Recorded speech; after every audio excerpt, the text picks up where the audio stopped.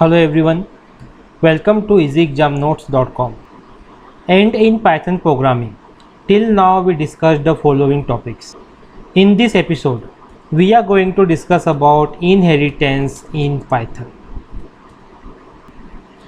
So Python में inheritance का वही कॉन्सेप्ट है जो कॉन्सेप्ट C++ के अंदर है, जो कॉन्सेप्ट जावा के अंदर है, या फिर जो concept other object oriented programming languages के अंदर है।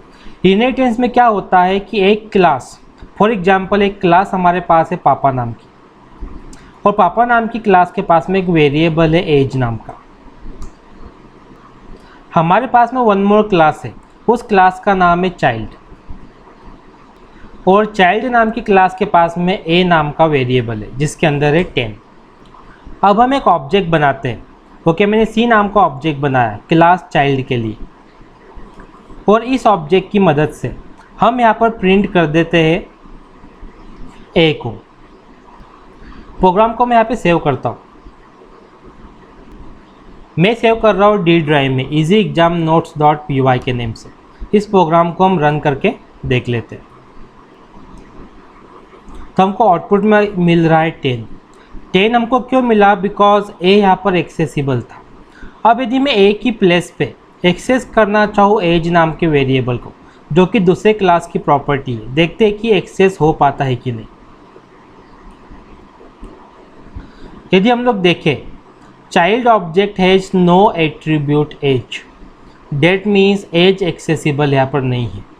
अब यदि एज को एक्सेस करना है जो कि पापा क्लास के अंदर है, उस केस में यूज़ करना पड़ेगा इनहेरिटेंस। सो चाइल्ड क्लास अब इनहेरिट करेगी पापा क्लास को। तो इनहेरिटेंस का तरीका क्या है? चाइल्ड क्लास के आगे पेरेंथेसिस के अंदर मैं पापा क्लास का नेम पुट कर देता हूँ। इसका मीनिंग ये है कि चाइल्ड क्लास अब पापा क्लास को इनहेरिट कर रही है। डेट मीन्स पापा क्लास का मेंबर अब चाइल्ड क्लास के थ्रू एक्सेसिबल है। अब हम आउटपुट चेक कर लेते हैं। So the output here is 20। अब मैं यहाँ पर वन मोर क्लास क्रिएट करता हूँ। उस क्लास को मैंने नेम दे दिया दादा, और दादा नाम की क्लास के अंदर एक वेरिएबल हम रखते हैं बी नाम का, और बी को मैंने असाइन कर दिया 40। अब हमारे पास में 3 क्लासेस हैं। अब जो चाइल्ड क्लास है, ओके, उस क्लास को एक्सेस करना है बी जो कि दादा क्लास का मेंबर है। तो हम देखते हैं कि चाइल्ड क्लास बी को एक्सेस कर पाती है कि नहीं। So object has no attribute B. So हम क्या करते हैं कि जिस तरह से चाइल्ड क्लास ने पापा को इनहेरिट किया था, ठीक उसी तरीके से कॉमा लगा के मैं दादा क्लास का नेम भी यहाँ पे रख देता हूँ। अब देखते हैं कि चाइल्ड क्लास बी को एक्सेस कर पाएगी कि नहीं।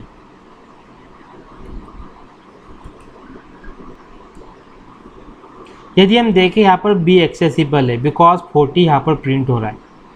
सो जब one class more than one class को इनहेरिट करे, इसे हम लोग बोल सकते हैं मल्टीपल इनहेरिटेंस। अब यदि मान लीजिए कि चाइल्ड क्लास ने दादा को इनहेरिट नहीं किया होता, चाइल्ड ने किसको इनहेरिट किया है? पापा को। लेकिन यदि पापा ने दादा को इनहेरिट किया होता, तो according to C++ child class दादा को एक्सेस कर पाती, मीन्स बी को एक्सेस कर पाती। ऐसा C++ में होता, ऐसा जावा में भी होता। अब देखते हैं कि ऐसा पाइथन में होता है कि नहीं होता। So B is accessible, or this type of inheritance is known as multi-level inheritance.